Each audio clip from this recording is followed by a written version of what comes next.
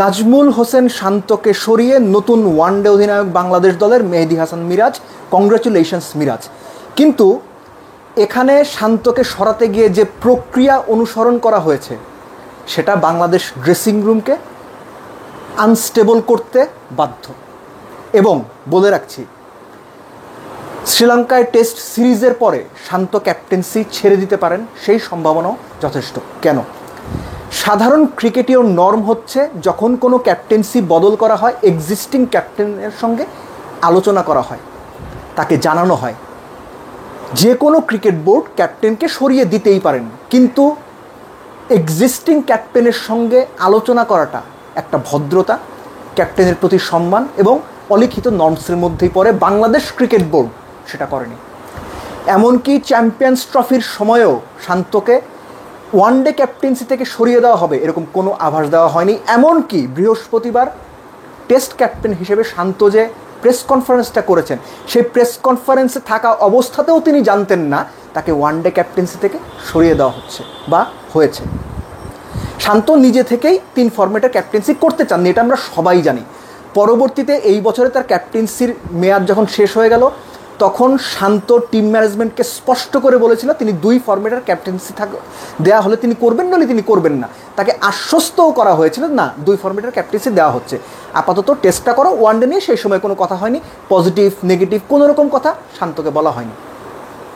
হঠাৎ করে শান্ত press conference শেষে জানতে পারলেন, তাকে জানানো হলো তিনি আর ওয়ানডে ক্যাপ্টেন নেই। এবং এই মুহূর্তে শান্তর জায়গা থেকে টেস্ট ক্যাপ্টেন্সি ছেড়ে দেওয়াটাই হতে পারত একদম মোক্ষম জবাব। কিন্তু দেশের ক্রিকেটের কথা চিন্তা করে কিংবা পরিস্থিতি চিন্তা করে কিংবা বাংলাদেশ ক্রিকেটকে হুট করে একটা ঝামেলায় না ফেলতে শান্ত টেস্ট ক্যাপ্টেন্সি ছাড়ার সিদ্ধান্তটা নেননি। তিনি তার দল নিয়ে শ্রীলঙ্কাতে যাবেন, খেলবেন। কী মানসিকতা নিয়ে খেলবেন সেটা আমরা সহজভাবেই বুঝতে পারি। শান্তকে নিয়ে অনেক রকম ট্রল হয়, অনেক রকম আলোচনা হয়, কিন্তু তার সঙ্গে যেটা হয়েছে সেটা কোনোভাবেই ক্রিকেটীয় দিক থেকে, ক্রিকেটীয় ভদ্রতার দিক থেকে, ক্রিকেটীয় নর্মসের দিক থেকে এবং ইনস্টিটিউশনাল যে কমপ্লায়েন্স থাকে সেই কমপ্লায়েন্সের দিক থেকে নিয়ম নীতি মানা হয়নি। শান্তকে হুট করে ক্যাপ্টেন্সি থেকে সরিয়ে দেওয়া হয়েছে। এজন্যই বলছি যে শান্ত যদি শ্রীলঙ্কা সিরিজের পর, টেস্ট সিরিজের পর টেস্ট ক্যাপ্টেন্সি ছেড়ে দেন তাহলে অবাক যেন হবেন না। যারা এই সিদ্ধান্তগুলো নিয়েছেন বা যারা এই সিদ্ধান্তগুলো নিচ্ছেন তারা বাংলাদেশ ক্রিকেটটাকে আরও পেছনের দিকে ঠেলে দিচ্ছেন। যারা সিদ্ধান্তগুলো নিচ্ছেন তারা বিভিন্ন সময় বিভিন্ন রকম কথা বলেছেন, বিভিন্ন সময় অনেক বড় বড় কথা বলেছেন, কিন্তু কার্যক্ষেত্রে গিয়ে ঠিক তার উল্টোটা তারা করছেন। যার মাসুল গুনছে বাংলাদেশ ক্রিকেট। বাংলাদেশ ক্রিকেট ভালো পারফরমেন্স করছে না, ক্রিকেট দল সব ফরম্যাটেই কম বেশি খারাপ করছে, সেই তুলনায় টেস্টে তুলনামূলক বেটার করেছে। সেখানে টেস্ট ক্যাপ্টেন যিনি, তিনিই ওয়ানডে ক্যাপ্টেন থাকবেন, এরকম একটা ভাইব যখন তাকে দেয়া হয়েছে, সেই ভাইবের পরেও কী কারণে তার সঙ্গে আলোচনা না করে, তাকে না জানিয়ে, ন্যূনতম কোনো ভদ্রতার বালাই না রেখে তাকে ওয়ানডে ক্যাপ্টেন্সি থেকে সরিয়ে দেওয়া হলো। একবারের জন্য আপনি চিন্তা করেন তো, বাংলাদেশের ড্রেসিং রুমে 3 জন ক্যাপ্টেন, যেটা ওয়ার্ল্ড ক্রিকেটে এই মুহূর্তে আর কোন কোন দেশে আছে আপনি দেখান তো আমাকে। কয়টা দেশে 3 ফরম্যাটে 3 ক্যাপ্টেন আছে? কোচরা পর্যন্ত জানতেন যে শান্তই ওয়ানডে এবং টেস্টের captain, T20 captain Liton Das. এর মাঝখানে হুট করে এরকম একটা ঘটনা। প্লেয়াররা এখন কি করবে? ড্রেসিং রুমে 3 জন ক্যাপ্টেন, এটা কি খুব সহজ পরিবেশ আপনাদের কাছে মনে হয়? আমার কিন্তু সেটা মনে হয় না। সেটা যদি হতো, পৃথিবীর তাবৎ বড় বড় দেশগুলো 3 ফরম্যাটের 3 ক্যাপ্টেন রাখতো। অনেক আগে এটা করা হতো। এটা সাকসেসফুল কোনো মেথড না, প্রুভেন মেথড না, যেটা সাকসেস এনে দিতে পারে। বাংলাদেশ সেই পথেই হাঁটলো। বিসিবিতে একটা কথা প্রায়ই বলা হয় যে এখানে কাজের চাইতে কথা বেশি হয়, এবং অনেকে এটা বলেন যে বাংলাদেশ ক্রিকেট বোর্ডের যে ম্যানেজমেন্ট আছে, যারা ন্যাশনাল টিম সম্পর্কে সিদ্ধান্ত নেয়, এরা পুরো ব্যাপারটাকে একটা সার্কাস বানিয়ে ফেলছে। শান্তকে না জানিয়ে মেহেদী মিরাজকে ক্যাপ্টেন্সি দেওয়াটা সেই সার্কাসের সবচেয়ে বড় মঞ্চায়ন। মেহেদী মিরাজ ক্যাপ্টেন হয়েছে, that is a very good decision. কেউ বলবে হয়তো ঠিক আছে, মেহেদী মিরাজের ক্যাপ্টেন্সি পাওয়া নিয়ে কোনো কথা নাই, মিরাজ ক্যাপ্টেন্সি পেতেই পারে, ক্যাপ্টেন্সি পাওয়ার সে যোগ্য, দ্যাট ইজ অ্যাবসোলুটলি ফাইন। কিন্তু শান্তর সাথে যেটা করা হলো সেটা অন্যায় করা হলো। এখন এই কথা আপনাদের অনেকে শুনতে ভালো লাগবে না, কারণ আপনারা অনেকেই হয়তো শান্তকে পছন্দ করেন না, শান্তকে ট্রল করতে পছন্দ করেন। কিন্তু এটা মনে রাখা জরুরি, যখন কাউকে ক্যাপ্টেন্সি দেয়া হয় তখন তার প্রতি তার দেশের একটা বড় দায়িত্ব কাঁধে তুলে দেওয়া হয়, এবং সেই দায়িত্বটা যখন আপনি তার কাছ থেকে নিয়ে নেবেন তখন তার সঙ্গে আলোচনা করাটা খুব জরুরি।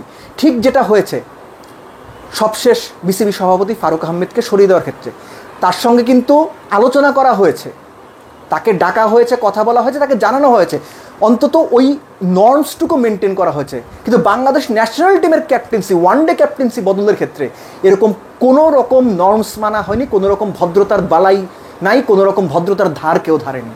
এটা বাংলাদেশ টিম ইম্প্যাক্ট ফেলবে, ড্রেসিং রুমে ইম্প্যাক্ট ফেলতে এটা বাধ্য, এবং স্পেশালি এই সময়ে।